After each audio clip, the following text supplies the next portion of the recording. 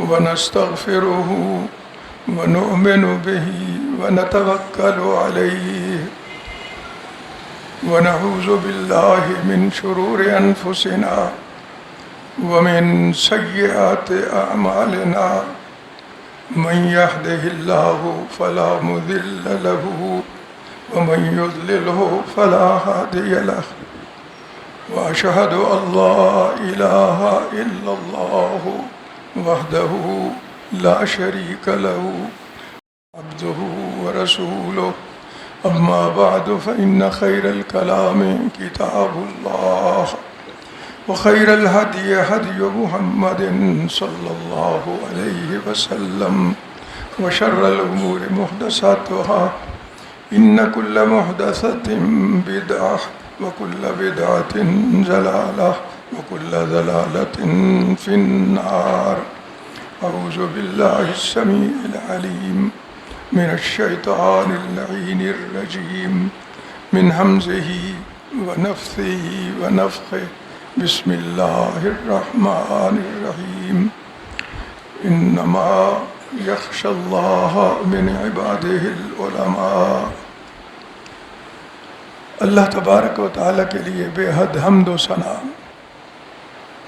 اور سید ولد آدم محمد رسول اللہ صلی اللہ علیہ وآلہ وسلم کی ذات گرامی پر لا تعداد درود اور سلام.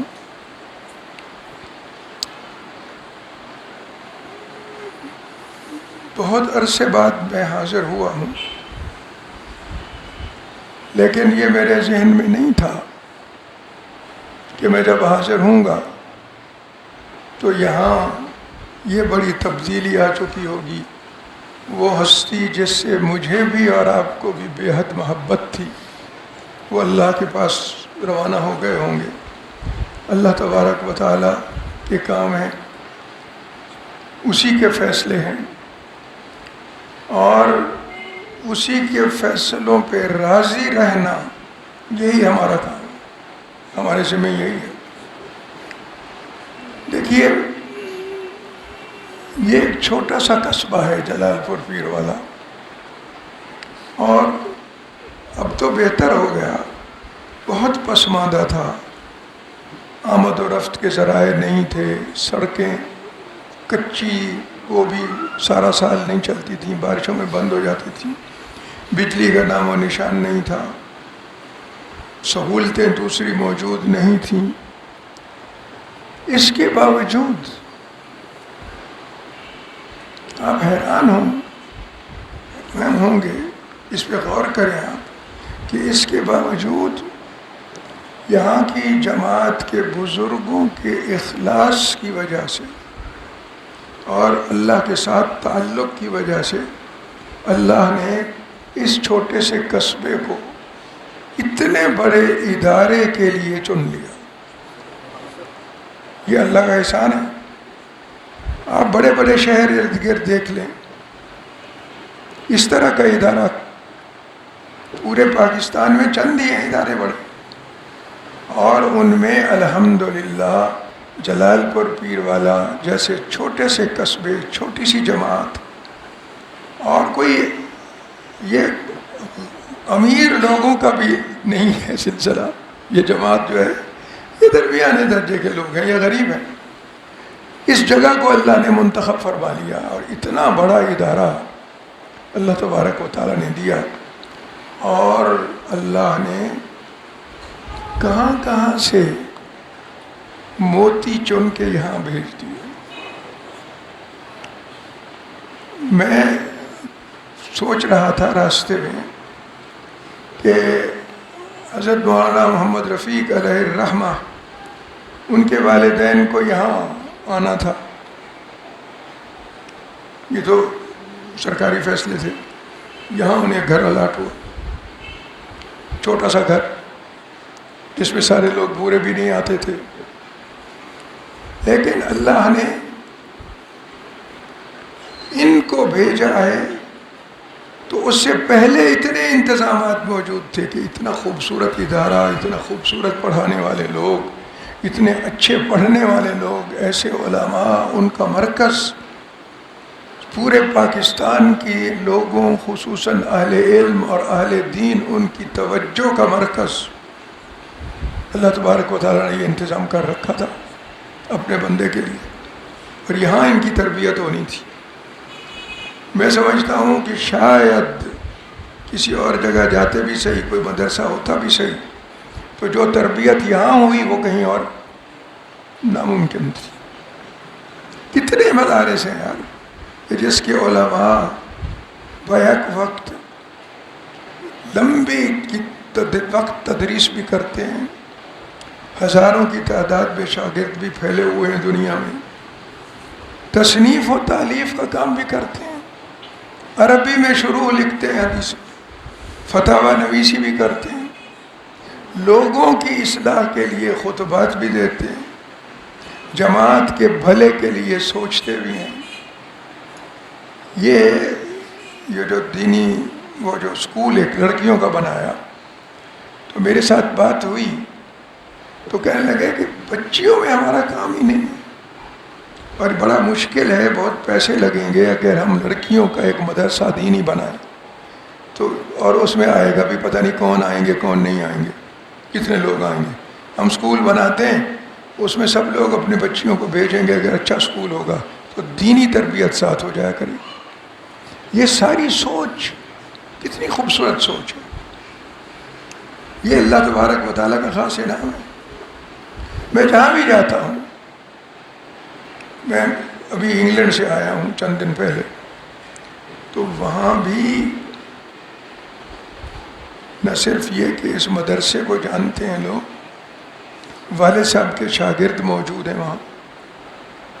وہاں خدمات سر انجام دے رہے ہیں، براہ راست شاگرد بھی ہیں اور ایسے بھی ہیں جو ان کے شاگردوں سے پڑھے ہیں اور وہ کہتے ہیں وہ ہمارے استاذ تھے، مولانا کے بھی وہاں بھی۔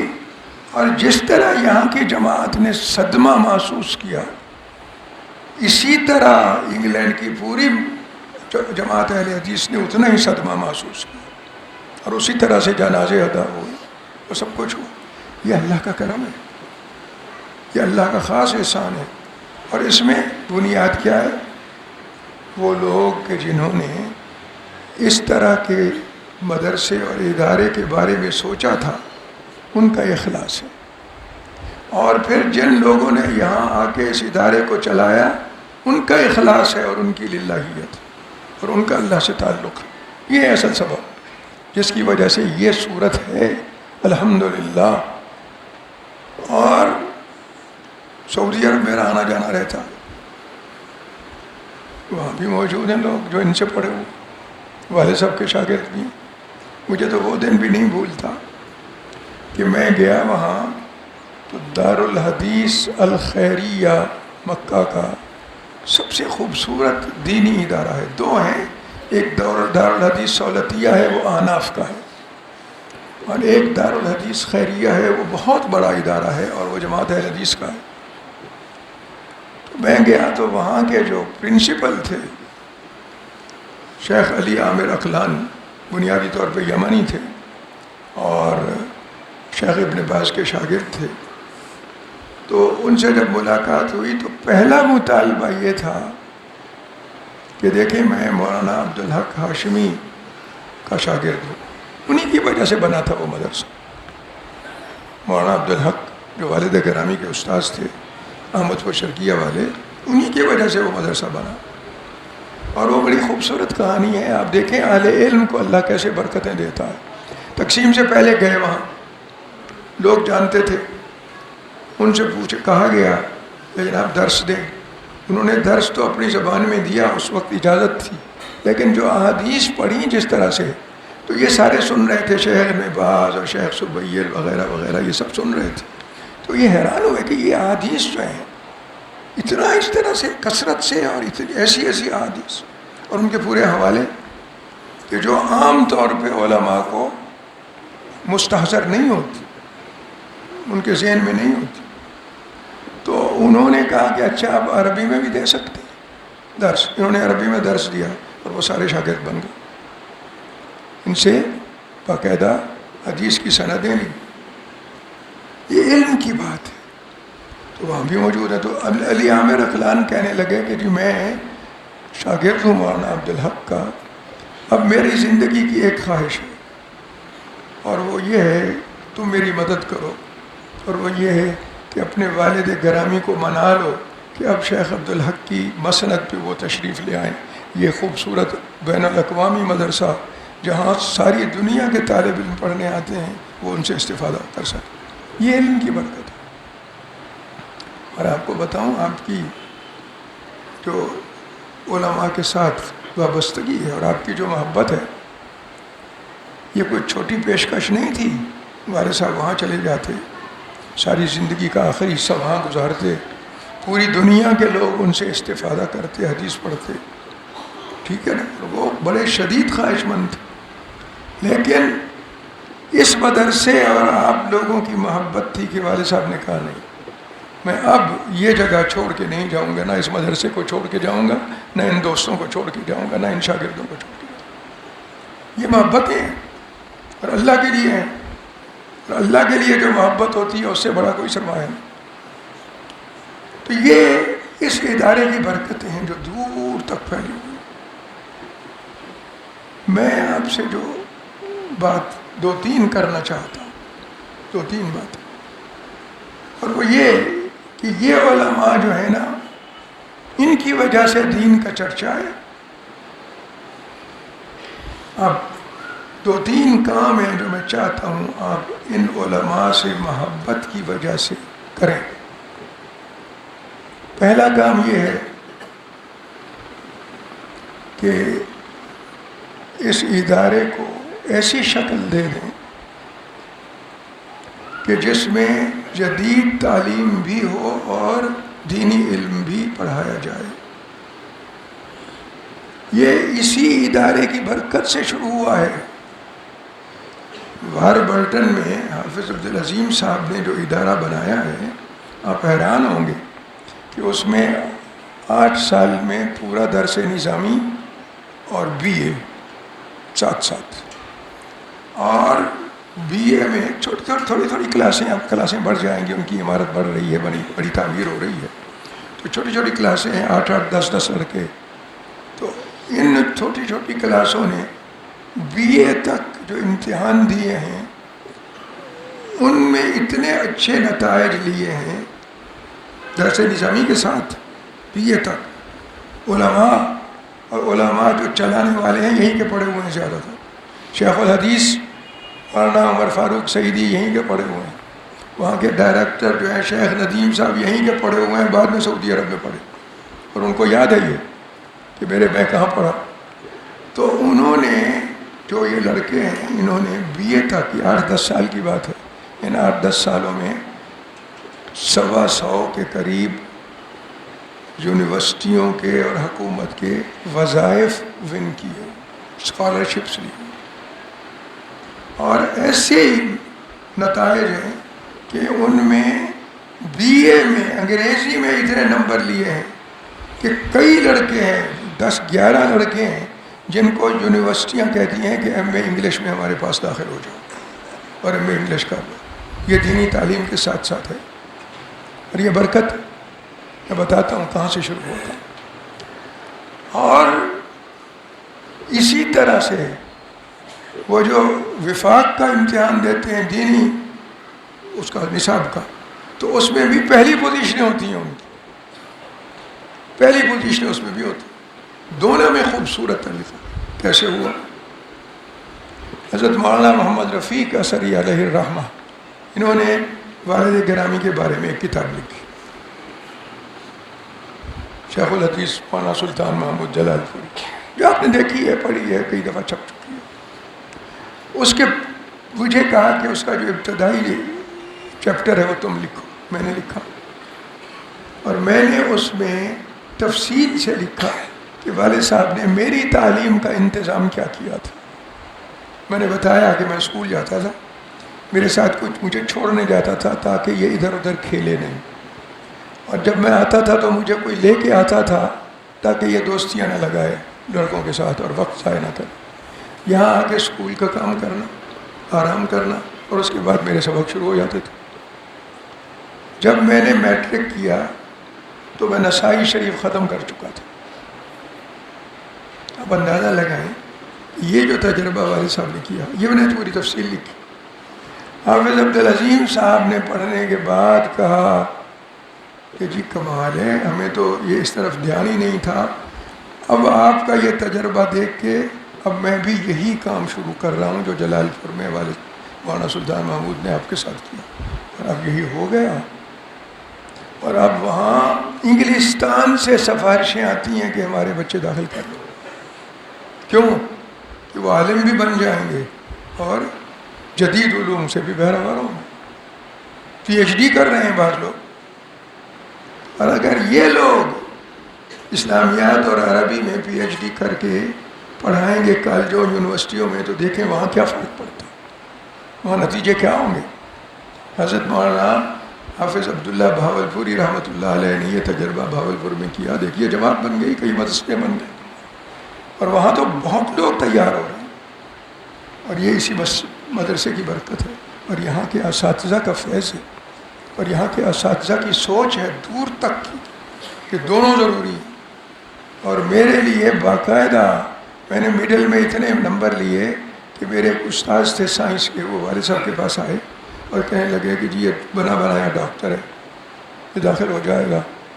تو اس کو میں نے کہا ہے تم میٹرک میں سائنس رکھو، یہ مانتا نہیں، آپ اس کو کہیں. والد صاحب نے کہا نہیں، میں اس کو پڑھاؤں گا آگے، لیکن یہ ڈاکٹری نہیں پڑھے گا، یہ جدید تعلیم بھی حاصل کرے گا اور دین کی تعلیم بھی، ایم اے عربی کرے گا.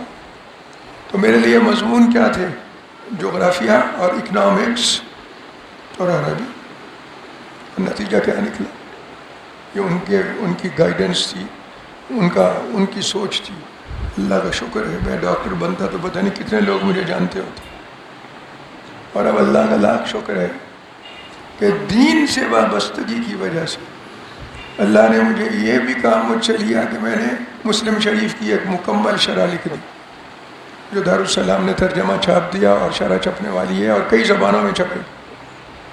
اور اس شرح میں اللہ کا لاکھ شکر ہے کہ جتنے بھی جدید مسائل ہیں، چاہے ان کا تعلق اقتصادیات سے ہو، ان کا تعلق عقیدوں سے ہو، جتنے جدید مسائل ہیں وہ سب کے حل ہم نے دیے. اور جو آج کل لوگوں میں شک و شبہ دین کے حوالے سے پھیلانے والے پھیلا رہے ہیں، ان کے جواب دیے. اور اللہ کا لاکھ لاکھ شکر ہے، یہ سب یہاں کا ہے فیض، اور اس میں آپ سب شریک ہیں. تو پہلی نصیحت کیا ہے؟ پہلی نصیحت یہ ہے کہ اپنے بچوں کو صرف یہ نہ سوچیں کہ یار یہ جدید تعلیم حاصل کر کے نوکری مل جائے گی. یہ سوچیں کہ یہ جدید تعلیم ہو، نوکری بھی بلا شک کریں، لیکن اللہ کے دین کی خدمت بھی ضرور کریں. یہ آپ نے کرنا ہے، اس کو ضرور کیجیے. اور یہی میں نصیحت کروں گا طلباء سے. تو میں نے یوں بات کرنی ہے، میرا ٹائم مجھے بتا دیجیے گا جو ابھی ہے. طلباء کو میں نے یہ نصیحت کرنی ہے کہ اپنے استاد گرامی حضرت مولانا محمد رفیق صاحب علیہ الرحمہ، ان کی مثال کو رکھیں سامنے. مجھے بتائیں کہ انہوں نے کس طرح اپنی زندگی کے ایک ایک منٹ کو استعمال کیا. ایک آدمی ہے، پڑھاتے بھی ہیں، فتوے بھی لکھتے ہیں، خطبات بھی دیتے ہیں، اور اتنی ساری تصنیفات بھی موجود ہیں.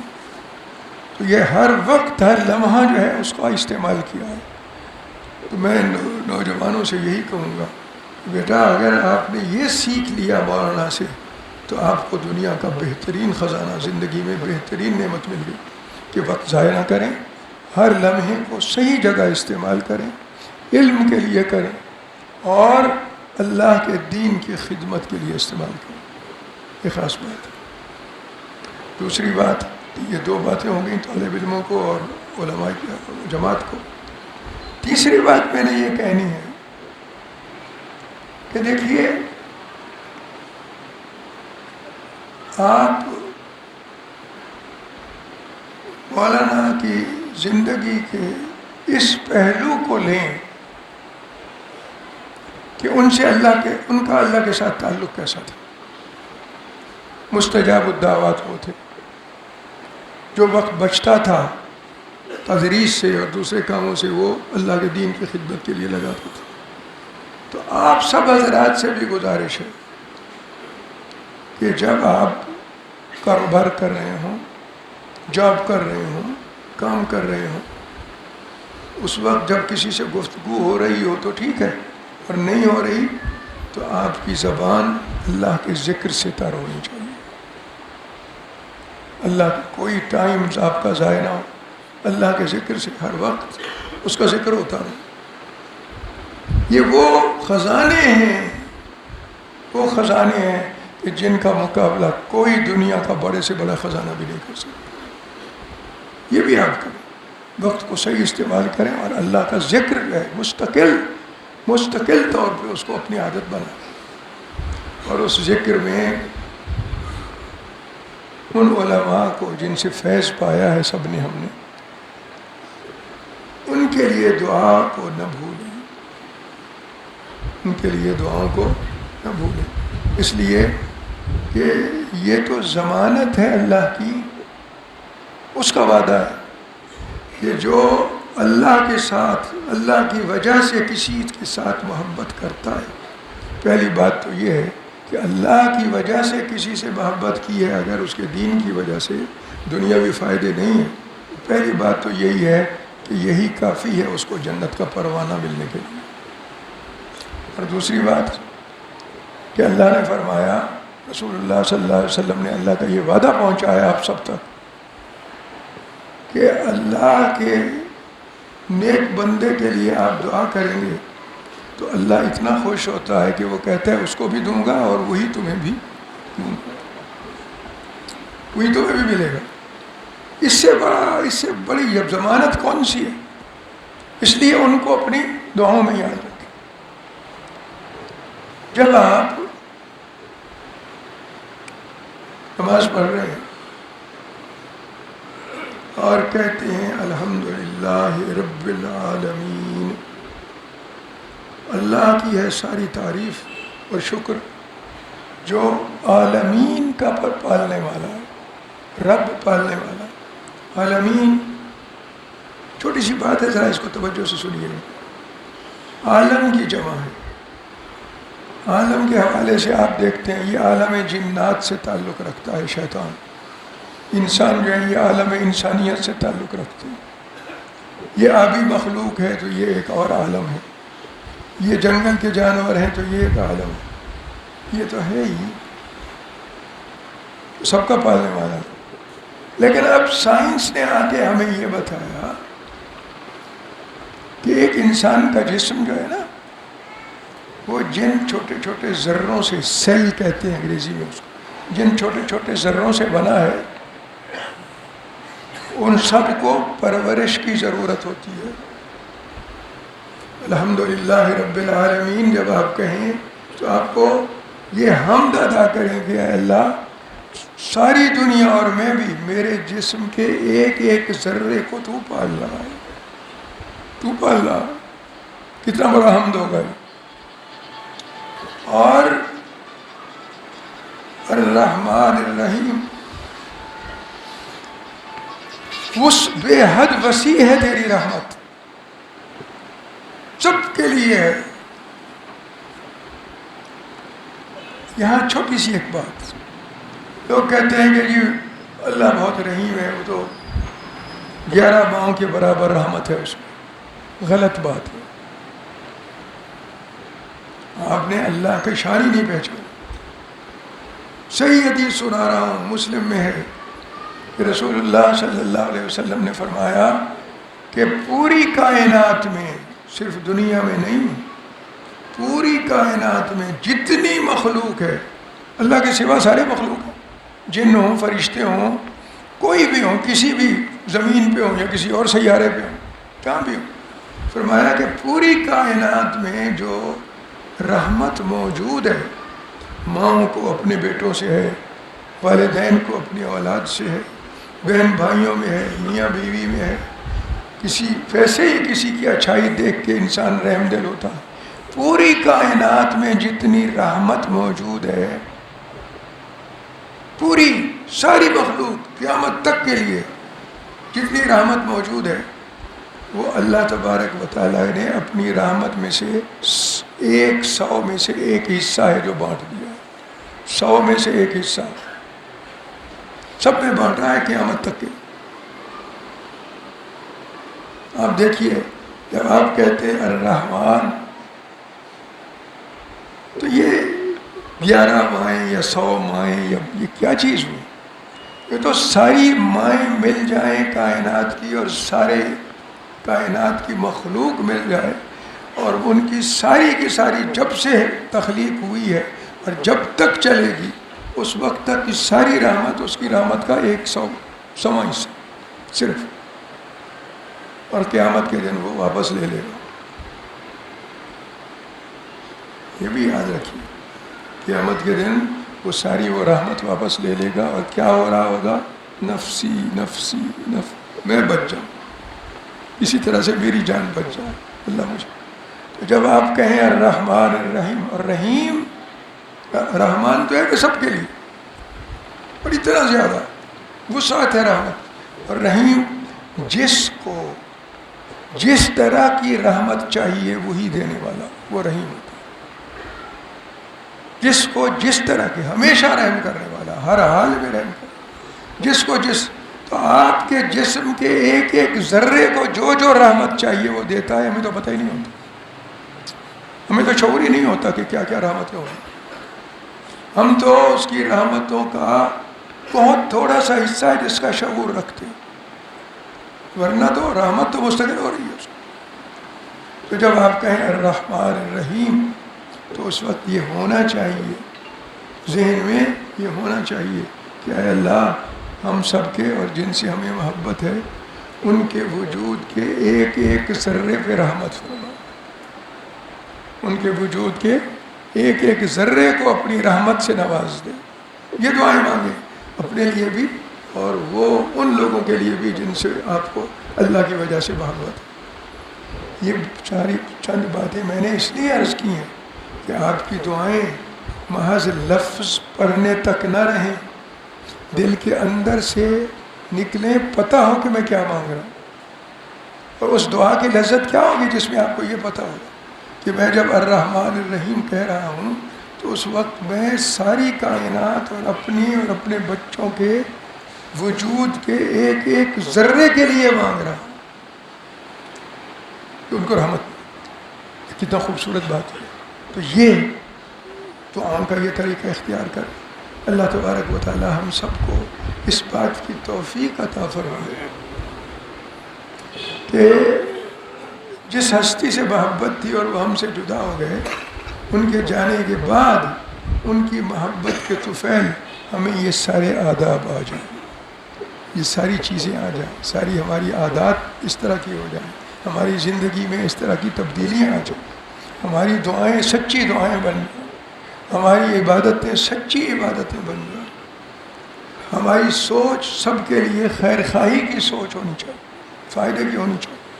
اور یہ خیر خواہی ہے، آپ کسی سے ناراض ہو جاتے ہیں نا، انسان ہیں ہم، ایک دوسرے کی باتوں سے اختلاف بھی ہوتا ہے، کوتاہیاں بھی ہوتی ہیں، میرے اندر بھی بہت کوتاہیاں ہیں، مجھ سے لوگ ناراض ہو سکتے، لیکن اہل دین اور اہل حق کا شیوا کیا ہے، طریقہ کیا ہے کہ وہ دل اتنا بڑا رکھتے ہیں کہ وہ اس امید پہ کہ ہم بھی تو گناہ گار ہیں، اللہ ہمیں بخش دے گا، وہ سب کو بخش دے گا، سب کو معاف کر دیتے ہیں، اور یہی دعا مانگتے ہیں کہ اے اللہ، میں تو خود گناہ گار ہوں، تیری رحمت کا بخشش کا محتاج ہوں، اس لیے میں نے ان سب کو بخش دیا۔ اور اگر آپ بخشنا شروع کر دیں گے لڑائی جھگڑے کی بجائے اور بدلہ لینے کی بجائے، تو یہ زندگی آپ کی نہ صرف برکتوں سے بھر جائے گی بلکہ لذتوں سے بھر جائے گی۔ یہ زندگی اور ہو جاتی ہے کہ جب بڑا دل ہو اور بخشنے والا۔ اس کائنات کی سب سے کامیاب ترین ہستی محمد رسول اللہ صلی اللہ علیہ وسلم، آپ کی رحمت کا کیا عالم ہے، کہ سب سے زیادہ تکلیف پہنچانے والا ابو جہل ہے، اور اتنی تکلیف پہنچائی اس نے کہ کوئی سوچ نہیں سکتا. ہر طرح کی گندگی کی سرحدیں اس نے پار کی. آپ سجدے میں ہیں تو اونٹ کا جو ہے اوج لا کے آپ کے سر مبارک پر کمر پہ رکھ کوئی حال ہے دیکھیں. اور اللہ کے رسول صلی اللہ علیہ وسلم کی رحمت یہ ہے، یہی سیکھنی ہے ہمیں. رحمت یہ ہے کہ پتہ چلا کہ ابو جہل کا بیٹا اکرمہ وہ اب اپنے کرتوتوں اور اپنے باپ کے کرتوتوں، اپنے بھی کرتوت ویسے ہی تھے اس کے، ان کی وجہ سے ڈر گیا ہے اور وہ میرے آنے کے بعد مکہ کو چھوڑ کے بھاگ گیا. مکہ کو چھوڑ کے وہ حبشہ کی طرف جانا چاہتا، اور اس کے جرائم تھے بھی ایسے.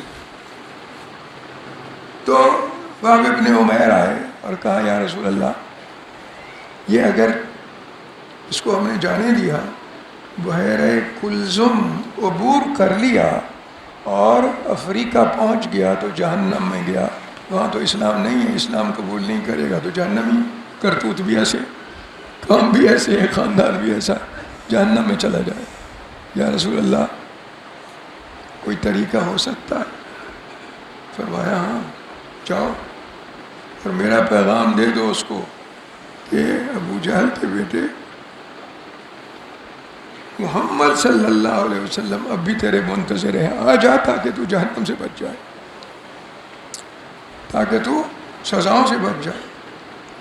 تو وہاں ابن عمیر کہنے لگے یا رسول اللہ میں جاؤں گا اس کو لینے کے لیے، تو اس نے اتنے لوگوں کو ستایا ہوا ہے کہ راستے میں جب میرے ساتھ آ رہا ہوگا نا تو کوئی نہ کوئی اس کو اپنے اس کے جرائم اور اس کے ظلم و ستم کو یاد کر کے کوئی مار دے گا اسے. اس نے مجھے ایک شر گند تھا، نہیں کوئی شک نہیں اس کو. تو رسول اللہ صلی اللہ علیہ وسلم نے وہی دستار مبارک جو فتح مکہ کے وقت آپ کے سر مبارک پہ تھی وہ اتاری، وہب کو دی کہ یہ سب نے دیکھی ہوئی ہے، یہ نشانی لے جاؤ، اس کی نشانی کے تحت محفوظ کر کے اس کو لے آؤ تاکہ میرے پاس آئے اور اسلام قبول کر لے تو جہنم سے بچ جائے. یہ ہے معاف کرنے کے طریقہ. اللہ تبارک و تعالی ہو گیا. اللہ تبارک و تعالی ہمیں اہل اللہ کی محبت کی وجہ سے یہ سلیقہ عطا کرے، ایسی زندگی دے. اور آپ دیکھ لیجئے کہ آپ نے اگر یہ طریقے سیکھ لیے تو جو بھی آپ کے معاف کرنے سے اچھائیوں کی طرف آئے گا اس کا بدلہ دینے والا اللہ ہے. وہ کتنا دے گا اور کیسا دے گا، اور آپ کے اگلی نسلوں تک کو کس طرح سے فائدہ ہوگا اس کا. اللہ تبارک و تعالی ہمیں اہل اللہ سے محبت کے تقاضے پورے کرنے کی توفیق عطا فرمائے. ہم ان سے سیکھیں، ان کے لیے دعائیں کریں، اللہ کے رسول صلی اللہ علیہ وسلم کی سیرت پہ چلیں اور اپنی دنیا اور آخرت دونوں کو ہم سنوار لیں. اللہ تبارک و تعالیٰ توفیق دے. وآخر دعوانا الحمد للہ رب العالمین.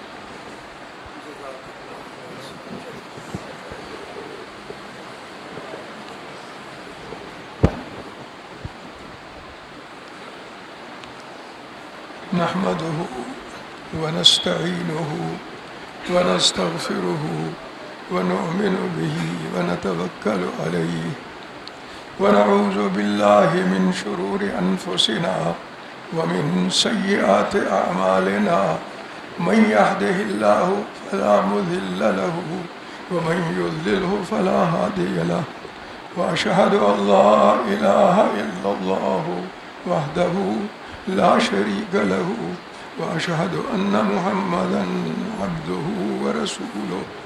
اما بعد فان خير الكلام كتاب الله وخير الهدي هدي محمد صلى الله عليه وسلم وشر الامور محدثاتها ان كل محدثة بدعة وكل بدعة ضلالة وكل ضلالة في النار. اعوذ باللہ السمیع العلیم من الشیطان الرجیم من حمزہ ونفثہ ونفخہ. بسم اللہ الرحمن الرحیم. إن الله وملائكته يصلون على النبي يا أيها الذين آمنوا صلوا عليه وسلموا تسليما اللهم صل على محمد وعلى آل محمد كما صليت على إبراهيم وعلى آل إبراهيم إنك حميد مجيد اللهم بارك على محمد وعلى آل محمد كما باركت على إبراهيم وعلى آل إبراهيم إنك حميد مجيد اللهم انصر من نصر دين محمد صلى الله عليه وسلم واجعلنا منهم واخذل من خذل دين محمد صلى الله عليه وسلم ولا تجعلنا منهم عباد الله رحمكم الله إن الله يأمر بالعدل والإحسان وإيتاء ذي القربى وينهى عن الفحشاء والمنكر والبغي يعظكم لعلكم تذكرون. صفحہ 22.